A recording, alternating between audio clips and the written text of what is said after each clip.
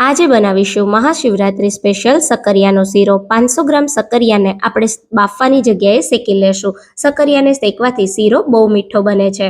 તો તવા પર થોડું ઘી લગાવી સકરિયાને 2 ભાગમાં કટ કરી અને આ રીતે તવા પર ગોઠવી દેશું। એના ઉપર કોઈ મોટું વાસણ ઢાંકી ધીમા ગેસની ફ્લેમ પર 20 મિનિટ સકરિયાને શેકાવા દેશું। 10 મિનિટ થાય એટલે એકવાર સકરિયાને પલટાવી દેવાના। તો અહીંયા 20 મિનિટ પછી તમે જુઓ સરસ મજાના સકરિયા બફાઈ ગયા છે। તો સકરિયાને પ્લેટમાં લઈ છાલ ઉતારી લેશું અને પછી આ રીતે કોઈ ગ્રેટરથી ખમણી લેશું જેથી જાડા રેસાનો ભાગ અલગ થઈ જાય। હવે શીરો બનાવવા 1 કપ દૂધમાં 1/4 ટીસ્પૂન કેસર ઉમેરી એક બોઇલ લઈ લેશું।